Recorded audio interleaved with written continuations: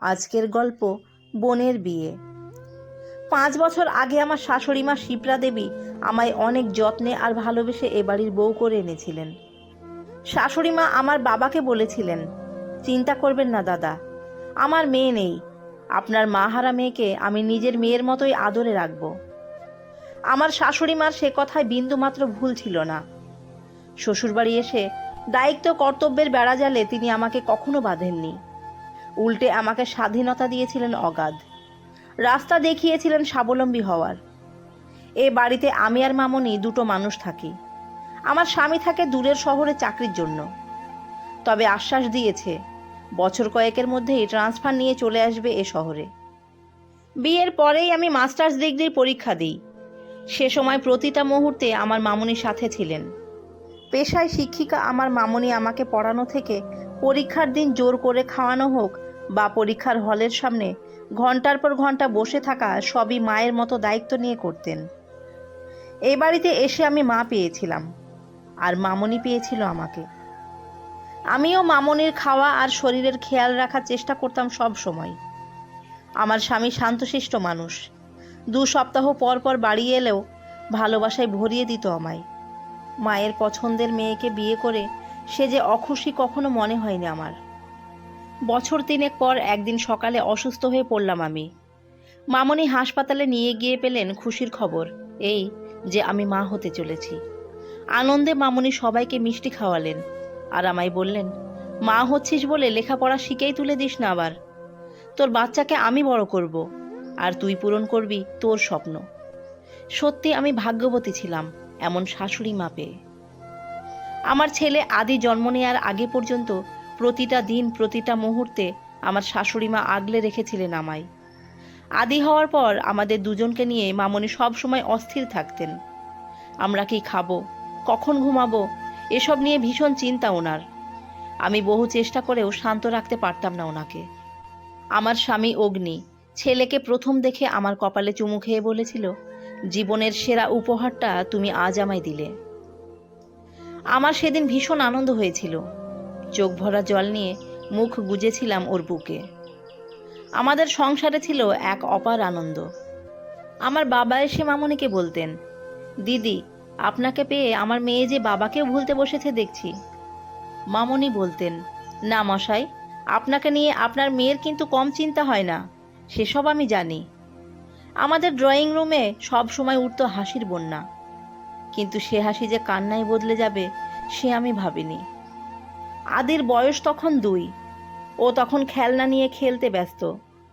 মামনি রান্নাঘরে আর আমি অগ্নি আসবে বলে ওর জামাগুলো আয়রন করছিলাম।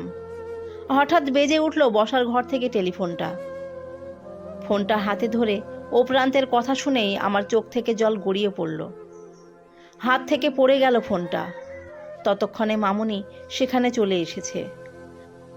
আমার অবস্থা দেখে মামনি আমার চোখে মুখে জল দিয়ে বললেন, কি হয়েছে বলো মা? অস্ফুটে বললাম, মামনি, অগ্নির অ্যাক্সিডেন্ট হয়েছে। আমরা পাগলের মতো বেরিয়ে পড়লাম অগ্নি যে হাসপাতালে ভর্তি ছিল সেখানে। হাসপাতালে গিয়ে শুনলাম অ্যাক্সিডেন্টে অগ্নির ব্রেন ভয়ানক ক্ষতিগ্রস্ত হয়েছে। অসহায়ের মতো হাসপাতালের সামনে ছোট্ট আদিকে কোলে নিয়ে বসেছিলাম আমি আর মামনি। এমন সময় নার্স এসে বললেন, আপনার ছেলের স্ত্রী আপনাকে ডাকছেন। কথাটা শুনে আমি আর মামনি ভীষণভাবে চমকে উঠলাম। মামনি বললেন, আমার ছেলের স্ত্রী তো এখানে। নার্স বললেন, না ম্যাডাম, অ্যাক্সিডেন্টের সময় উনি তো আপনার ছেলের বাইকের পিছনেই ছিলেন, উনিই বললেন আপনাকে ডেকে দিতে। আমি আর মামনি ঘরে গিয়ে দেখলাম মৃত্যুর সাথে লড়াই করছে মেয়েটা। আমরা যেতেই বলল, আপনি অগ্নির মা?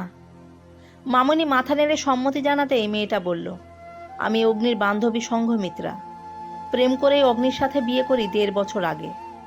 আপনি সম্মতি দেবেন না বলে ও আপনাকে জানায়নি। বাড়িতে আমাদের ছোট্ট 2 মাসের একটা মেয়ে আছে। আমার আর কোথাও যাওয়ার জায়গা নেই। যদি আর না বাঁচি, আপনার নাতনিকে আপনার হাতে দিয়ে গেলাম। আমার চোখ দিয়ে অঝরে জল ঝরছে, মুখে কোনো কথা নেই। স্বামীর অসুস্থতা, তার প্রতারণা, সব কিছুর যন্ত্রণা আমাকে পাগল করে তুলেছিল। হয়তো অগ্নি সুস্থ থাকলে মামনি তাকে ত্যাগ করতেন, কিন্তু পরিস্থিতি মামনিকেও নির্বাক করে তুলেছিল। সেদিন অনেক রাতে অগ্নির ফ্ল্যাটে ফিরে দেখেছিলাম ছোট্ট মেয়েটার কান্না। বাড়ির আয়া মাসি বলল, মেয়েকে ওনার কাছে রেখে কেনাকাটা করতে গিয়ে এই দুর্ঘটনা ঘটেছে। আমি ছুটে গিয়ে একরত্তি বাচ্চাটাকে কোলে তুলে নিলাম। ওর কান্না থামছিল না। 2 মাসের ছোট্ট বাচ্চা। আমি ওর মাথায় হাত বুলাতে বুলাতে বুকে দুধ খাওয়াতে শুরু করলাম। খেতে খেতে ও ঘুমিয়ে পড়ল। মামনি তখন ফ্যাল ফ্যাল করে তাকিয়ে আছে আমার দিকে। আমি ওকে আর আদিকে নিয়ে ওদের বেডরুমের দিকে এগিয়ে গেলাম। সেদিন সারাটা রাত ঘুমাতে পারলাম না আমি আর মামনি। সকাল হতেই বাচ্চা দুটোকে আয়া মাসির কাছে রেখে ছুটলাম হাসপাতালে। কিন্তু সেখানে গিয়ে শুনলাম অগ্নি আর সংঘমিত্রা দুজনের মৃত্যু সংবাদ। পরের দিন মৃতদেহ দুটো নিয়ে কাঁদতে কাঁদতে বাড়ি ফিরলাম আমরা। পাড়া প্রতিবেশীদের জিজ্ঞাসু দৃষ্টি সংঘমিত্রার দেহের উপর। আমি বললাম, ও আমার স্বামীর দ্বিতীয় স্ত্রী। সবাই হতবাক আমার কথা শুনে। তারপর শ্রান্ত শান্তি সব শেষ করে মামনিকে বললাম, এই বাড়িতে আর থাকবো না আমরা। তাহলে আমার মেয়ের পরিচয় নিয়ে অনেকে আঙুল তুলবে। ওকে এই শুনে বড় হতে হবে আমি ওর আসল মা নই। এটা ওর শিশু মনকে আঘাত করবে। চলো, তোমার স্কুলের কাছাকাছি কোনো ভালো একটা ফ্ল্যাট নিয়ে আমরা নতুন করে শুরু করি। মামনি রাজি হলো আমার কথায়। আমি, মামনি, আমার ছেলে আদি আর মেয়ে অনন্যাকে নিয়ে চললাম আমাদের নতুন ঠিকানায়। আদি আর অনন্যা আস্তে আস্তে বড় হতে লাগলো। ছোট থেকেই আমি আর মামনি দেখতাম ওরা ঝগড়া মারপিট করে না অন্য বাচ্চাদের মতো। ওরা হাত ধরে স্কুলে যায়, আবার একসাথে ফেরে। আদি বোনকে ছাড়া খাবে না, পড়বে না। সেবার স্কুল গার্জেন কল করতেই আমি গেলাম সেখানে। শুনলাম আমার মেধাবী শান্ত ছেলে আদি একজনের মেয়ের নাক থেকে রক্ত বের করে দিয়েছে। ছেলেকে কাছে ডেকে জিজ্ঞাসা করলাম, এরকম করেছো কেন? আদি মুখ লাল করে বলল, সন্দীপ আমার বোনকে সবসময় মারে কেন? আমার বোনকে যে মারবে আমিও তাকে মারব। সেদিন অনেক কষ্টে বুঝিয়ে শান্ত করেছিলাম ছেলেকে। আদি অনন্যা এখন বড় হয়েছে। আদি কলেজে আর অনন্যা স্কুলে পড়ে। সেদিন অনন্যা এসে অভিযোগ করল, পরীক্ষার সময় দাদা গিয়ে কেন দাঁড়িয়ে থাকে? সবার বাবা মা যায়, আর আমার দাদা। আদি বলল, এরকম করে বলিস না, ওই স্কুলের টপার আমি। সবাই কত রেসপেক্ট দেয় দেখেছিস?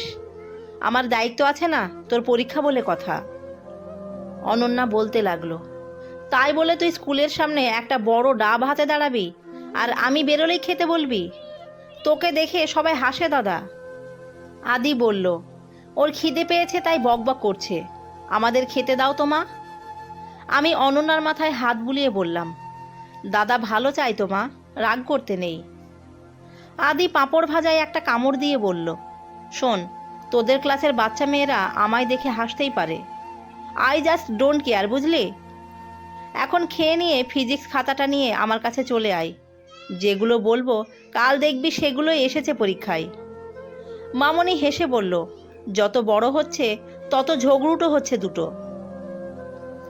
আজ সকাল থেকেই মনটা বিষণ্ণ। আজ আমার মেয়ে অনন্যার বিয়ে। চারিদিকে সানাইয়ের সুর, গান বাজনা, সব বিষণ্ণ লাগছে আমার। আদির বন্ধু অভিরূপের সাথেই বিয়েটা হচ্ছে অনন্যার। মামনি আদিকে বহুবার অনন্যার বিয়ে নিয়ে বললেও কাছছাড়া করতে চায়নি সে বোনকে। তারপর আদি যেদিন জানতে পারে ওর বন্ধু অভিরূপ আর অনন্যা দুজন দুজনকে পছন্দ করে, সেদিন মামনিকে এসে বলেছিল, অভির সাথেই বোনের বিয়েটা দিই, বুঝলে ঠাম্মা? তারপর অভি আর ওর মাকে আমাদের বাড়িতে নিয়ে চলে আসব, একসাথে থাকবো আমরা, কি বলো? বোনকে ছাড়া এ বাড়ি যে একদম ফাঁকা লাগবে। মামনি আদির মাথায় হাত বুলিয়ে বলেছিলেন, নাতির বুদ্ধি আছে আমার। খুব কষ্ট হচ্ছে আমার বুকের ভিতর। আদির চোখটা লাল হয়ে আছে কেঁদে কেঁদে। বোনকে বুকে জড়িয়ে ছাড়তেই চায় না সে। বোনকে গাড়িতে তুলে গাড়ি ধরে দাঁড়িয়ে আছে আমার পাগল ছেলেটা।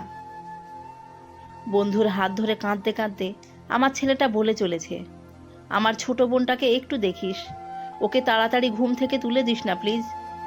আর মাছের কাঁটাটা বেছে দিস ভাই, আমার বোন যেন কষ্ট না পায় একটুও। অভির চোখেও জল বন্ধুকে দেখে। আদি বলে চলেছে, সাবধানে যা তোরা, আমি কালই আসছি তোদের কাছে। গল্পটি ভালো লেগে থাকলে সাবস্ক্রাইব করে পাশে থাকবেন। এবং লাইক কমেন্ট শেয়ার করবেন। ধন্যবাদ সবাইকে।